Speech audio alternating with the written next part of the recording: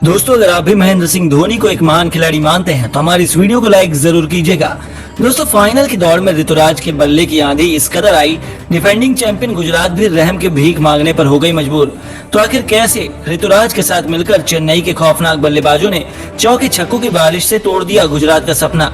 क्या कुछ हुआ रोंगटे खड़े कर देने वाले इस महामुकाबले में, जिसमें गेंद और बल्ले के घमासान के बीच आखिरी गेंद तक यह कह पाना नामुमकिन था कि कौन मारेगा बाजी, किसने पहुंचाया अपनी टीम को फाइनल में। इस महामुकाबले की सांसें थाम देने वाले हाईलाइट का पूरा वीडियो हम आपको दिखाएंगे। लेकिन उससे पहले आपको क्या लगता है कि ऋतुराज और शुभमन में कौन सबसे शानदार ओपनर खिलाड़ी है, हमें नीचे कमेंट करके जरूर बताएं। दोस्तों, इंतकाम की घड़ी में गुरु और चेले एक बार फिर फाइनल की दौड़ में आखिरी दौड़ में आमने सामने थे। महेंद्र सिंह धोनी के सामने डिफेंडिंग चैंपियन गुजरात यानी कि कप्तान हार्दिक की पलटन एक बार फिर धोनी के चेन्नई को कुचलने के लिए बेकरार थी। इतिहास भी गवाही देता है कि महेंद्र सिंह धोनी आज तक गुजरात को नहीं हरा पाए थे। ऐसे में धोनी नया इतिहास लिखना चाहते थे। चेन्नई के चेपाक में 2 महीनों के लंबे इंतजार के बाद पहले क्वालिफायर्स के लिए पूरा स्टेडियम खचाखच भरा हुआ था। पूरी दुनिया की नजरें बेसब्री से मुकाबला शुरू होने का इंतजार कर रही थी। सबसे महत्वपूर्ण मुकाबले के लिए जब सिक्का उछला तो गिरा मेहमानों के पक्ष में, और हार्दिक ने अपने मजबूत पक्ष को ध्यान में रखते हुए चेन्नई को पहले बल्लेबाजी करने का न्योता दिया। दोस्तों, एक बार फिर चेन्नई के लिए सबसे अहम मैच में रनों की बरसात करने के इरादे से ऋतुराज गायकवाड़ के साथ ड्वेन कॉनवे की जोड़ी मैदान में उतरी थी। इन दोनों के कंधों पर अपनी टीम को बेहतरीन शुरुआत दिलाने की जिम्मेदारी थी। लेकिन गुजरात के सामने ज्यादा देर तक टिक पाना इतना आसान भी नहीं है।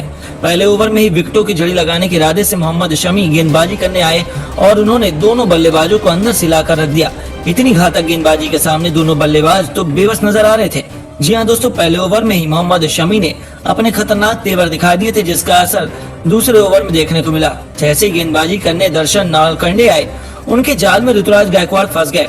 उनका आसान से कैच शुभमन गिल ने लपक कर अपनी टीम को पहली सफलता दिला दी थी। चेपाक के मैदान पर सन्नाटा छा गया था, लेकिन तभी कुछ ऐसा होता है जिसने गुजरात को 440 वोल्ट का झटका दिया। आपको बता दें, गेंद नो बॉल करार दी गई। थर्ड एम्पायर ने साफ साफ कह दिया कि गेंदबाज का पैर लाइन से बाहर था। ऐसे में चेन्नई को छप्पर फाड़ की खुशियां नसीब हुई थी। वहीं गुजरात के तो पैरों तले जमीन खिसक गई थी, क्योंकि उनके जबड़े से मिली हुई सफलता को छीन लिया गया था। ऐसे में सभी निराश थे, लेकिन चेन्नई के मैदान पर जोश की एक नई लहर दौड़ चुकी थी। दर्शकों का जोश बनते ही देखता था जले पर नमक छिड़कते हुए इससे मिली फ्री हिट पर ऋतुराज गायकवाड़ कहर बनकर टूट पड़े। उन्होंने गेंदबाज के सिर के ऊपर से इतना खौफनाक चक्का लगाया कि पूरा स्टेडियम दंग रह गया।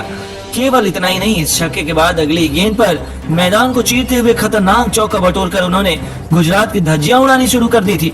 इस ओवर में उनकी विस्फोटक बल्लेबाजी से चेन्नई ने 14 रन बटोरे। जी हाँ दोस्तों, ऋतुराज गायकवाड़ तो जीवनदान मिलने के बाद नॉन स्टॉप काउंटर अटैक पर उतारू हो गए थे।